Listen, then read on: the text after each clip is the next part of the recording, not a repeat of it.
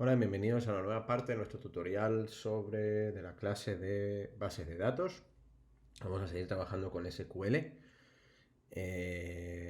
y vamos a por fin empezar a trabajar con una base de datos real. Para las siguientes partes vamos a hacer uso de la base de datos online en la nube que nos proporciona el W3 School, que vamos a ver aquí.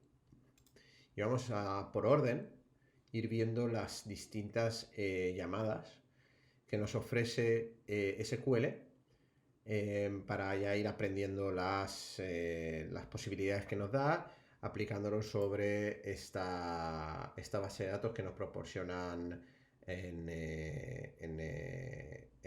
la página web.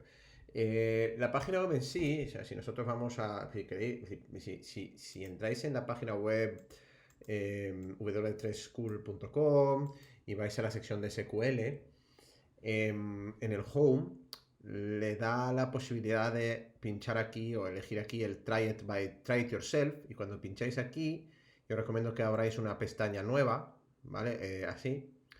Les entrará aquí, ¿ok? Y si queremos ver cómo está construido cada una de las tablas que hay en esta base de datos, ¿sí? Podéis pinchar tranquilamente sobre alguno de estos de acá, ¿de acuerdo? La relación de la base de datos, ¿sí? La relación de esta base de datos no la vamos a ver más adelante, pero con que empecemos a trabajar sobre, a ver, vamos a un restore, vale. Si por alguna razón nosotros cambiamos alguna información en la base de datos, podemos pinchar en restore y saber. La relación en la base de datos, luego más adelante vamos a ver cómo se diseña, cómo se muestra, pero lo que sí podemos deducir es que acá hay unas cuantas tablas que están relacionadas entre sí, ¿de acuerdo? Si entramos en intro, bueno, perdona. Si entramos en intro, empezamos a ir paso a paso en las distintas fases de este tutorial, vais a ver que hay una explicación de lo que es el SQL Syntax, donde tenemos una estructura fija. La llamada select, por ejemplo, es del sistema y la traducción directa al castellano es seleccionar. Lo que vendría siempre después es las columnas que queremos mostrar en el resultado de esa selección, y si ponemos el asterisco es siempre todas en total. Si nosotros queremos filtrar por una concreta, pues tendríamos que poner el nombre de la columna o poner con comas las columnas que queremos filtrar, ¿de acuerdo? Y luego vendría otra palabra del sistema que se llama el from, que define de dónde queremos seleccionar la información. Y por último estaría el nombre de la tabla, o sea, sí, el nombre de la tabla o la colección de datos de la cual queremos extraer estos datos en cuestión. ¿Ok? Acá abajo además nos pone cuáles son los comandos más importantes, ¿no? El select, el update, el delete, el intro, insert into, el create database, ¿vale? El select es el que casi siempre se usa mucho, y es el de simplemente seleccionar la información de la base de datos. La selección de la información puede ser de una tabla solamente o de múltiples tablas. Eso ya vamos a ver cómo hacemos una selección de tablas ya cruzadas, ¿vale?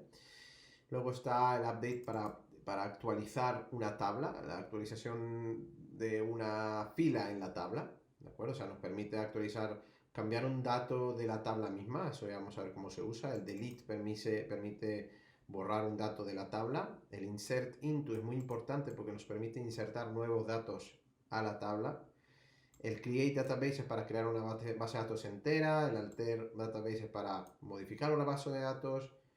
El crear una tabla por código nos permite crear una tabla. El alterar una tabla es para modificar o agregar, quitar columnas a la tabla misma, o actualizar alguna columna y cambiar sus propiedades. Drop table es borrar tabla. Y bueno, y luego está el create index, que nos permite crear un índice asociado a una columna, o drop index, que borra una columna, ¿de acuerdo? Estos comandos los podemos poder usar tranquilamente desde aquí, ¿vale? Para trabajar sobre nuestra base de datos. Y de todas formas, hay muchas formas, tanto visuales como por código, que nos permiten ejecutar estos comandos, ¿no? Y vamos a ir viendo. La realidad está en que para aplicar llamadas sencillas no se suelen utilizar mucho el código, pero cuando ya queremos hacer queries o llamadas complejas, ahí sí empezamos a programar las llamadas desde aquí. ¿De acuerdo?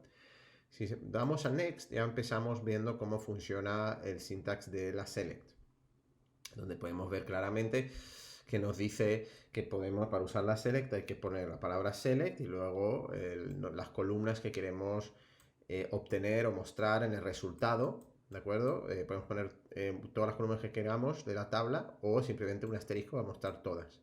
Y el nombre de la columna, el nombre de la tabla de donde queremos extraer la información. En el ejemplo de aquí, pues hace select todos, asterisco, from customers, y devolvería lo de aquí, ¿no? Y si queremos ver un elemento concreto, pues sería ejecutarlo con el nombre de las columnas. Podemos probarlo ahora mismo. Como podéis ver, esta es la select. Pues si pinchamos aquí en run, después de escribir digamos, la llamada, nos muestra la información. Y si queremos mostrar columnas concretas, por ejemplo, el customer name, el address, ¿vale? Entonces lo que va a pasar es que me va a mostrar única exclusivamente el customer name y address. De esta manera no tengo que mostrar toda la información, sino solamente esa información concreta sobre esas columnas. ¿De acuerdo? Esta es la más sencilla de todas las llamadas. Vais a ver que no hay condiciones, que no hay nada, es simplemente una llamada a la tabla customers. Podría también elegir la tabla empleados, ¿no? Que hay aquí, que parece ser que tiene 10 registros. Podemos aquí poner employees,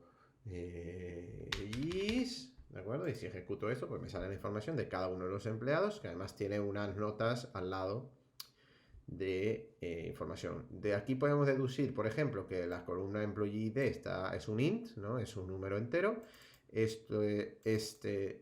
Estos dos son varchars, ¿okay? Son textos. El birth date es la fecha de nacimiento. La foto es también un varchar para saber la ruta a la imagen asociada. Y esto también es un texto, donde sale la información. ¿De acuerdo? Este es el uso de select. Si seguimos, vamos a ver que la siguiente llamada es select distinct. Select distinct nos permite elegir las filas que son distintas, ¿no?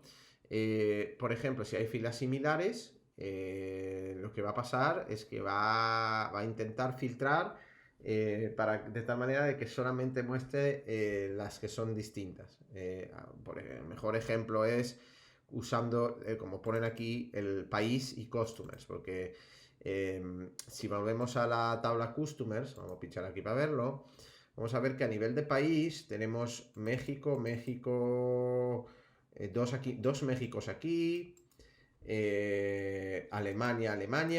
Entonces, si nosotros hacemos una select del del country,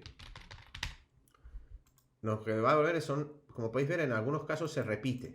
México, probablemente Spain sale unas cuantas veces, aquí y aquí, ¿de acuerdo? Entonces, aquí, si hago un select, como dicen aquí, select country from customers, como hicimos ahora, pues me devuelve lo que acabamos de ver, esto de aquí, ¿vale? Select country from customers. 91 records. Pero ¿qué pasa? Que si yo quiero solamente ver las que son únicas, o sea, las distintas, me debería dar menos que 91, porque muchos son repetidos. En total son 21 registros o 21 países distintos. Esa sería la frase correcta. En total hay 21 países distintos, ¿de acuerdo? Y de esa manera, pues yo puedo detectar cuántas cuántas de las países, cuántos países realmente figuran en la tabla que sean distintos. ¿Vale? Yo veo que hay solamente 21 países, lo que implica que esta empresa, que probablemente tiene que ver con envío de órdenes de compra y venta y empleados y tal, pues en el caso de los customers, que es la tabla donde nos encontramos, de los clientes, Tendremos entonces clientes en 21 países distintos. ¿Ok? Y así sabemos que a nivel mundial solamente tenemos presencia en 21 países, esta empresa. ¿De acuerdo? En la siguiente parte de la tutorial vamos a entrar ya en el where, bueno, vamos a empezar a mirar desde el where hasta el insert to, ¿de acuerdo? Para ver, estas son las condicionantes.